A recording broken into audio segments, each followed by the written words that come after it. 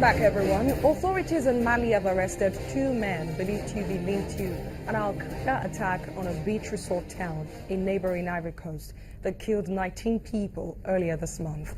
According to a military intelligence officer, Lieutenant Colonel Modibo Nama Traore, the information concerning the arrest of two suspects in the north of Mali is indeed true.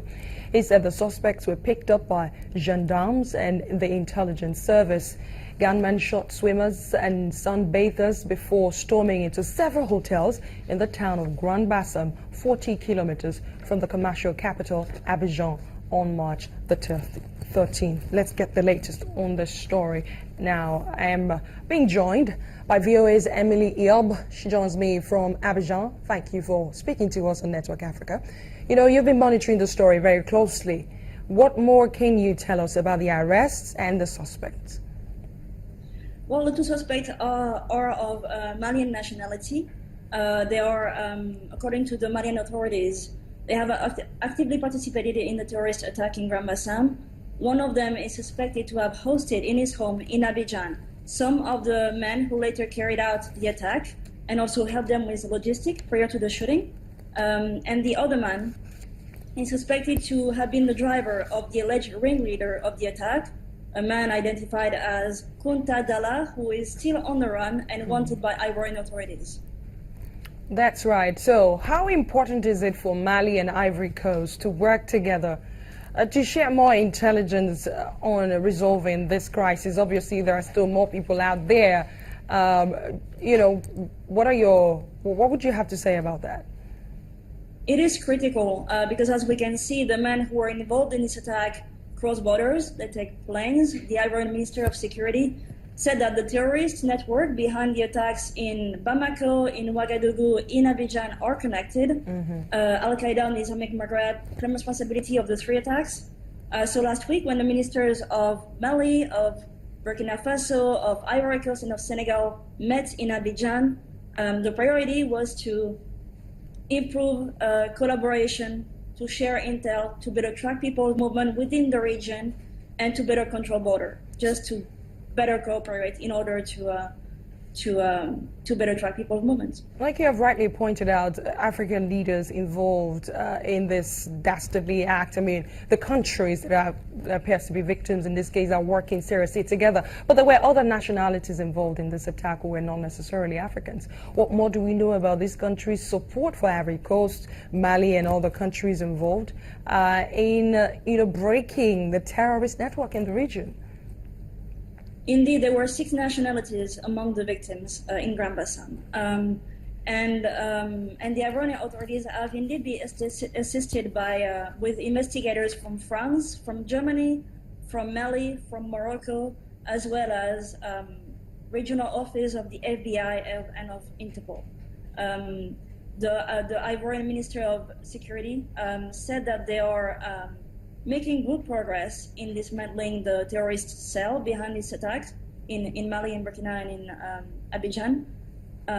But as of yet, we don't know any nationalities of the attackers or of the suspects beside these 2 Malians that we've arrested the last few days. We'll keep an eye on the story. It's obviously evolving, and we trust you to bring us the latest. Thank you so much, VOA's Emily Iob in Abidjan. Thank you. Finally on Network Africa, living on a diet of glass, razors and raw meat, strongman Karim, also famously referred to as the Pharaoh, says he's capable of many things, including having superhuman feats of strength. With his unique abilities, he hopes to become very famous and maybe even one day participate in the Olympic Games and hold a world record. Let's take you to Egypt. Karim, the Pharaoh Hussein, is no ordinary strongman. The 38-year-old from Cairo district of Mbaba performs feats of strength, such as pulling trucks with his teeth or a single finger. But he has had some unique behaviors ever since he was a child. I began this journey when I was around 7 or 8 years old. I was drinking a glass of milk, half of which was filled with gil, and the glass broke. After it broke, I started eating the glass from my hand. And until today, I have between 3 to 4 cups for breakfast. One day, when I was at the barber's shop, I took the razor from him and ate it. And since that day, I eat glass and razors for breakfast. His abilities led his friends and family to dub him as a modern-day pharaoh. Karim says he is as powerful as 360 horses and is capable of remarkable feats of endurance as well as strength. When my parents noticed that I eat glass and razors and saw me chewing on hammer nails, they took me to see several doctors and found that I can digest glass and metal as any other food. They then conducted several x-rays and CT scans and found that there are veins and nerves throughout my body that no one else has. I'm prepared for any scientific or medical test to discover what I have. The pharaoh now hopes to become famous and maybe one day participate in the Olympic Games and hold a world record. From this notoriety, he hopes to perform for the masses and donate all his earnings to a government fund, an orphanage, or the Children's Cancer Hospital. And time is on his side, as unlike most people, Karim says is only getting stronger and healthier as he ages.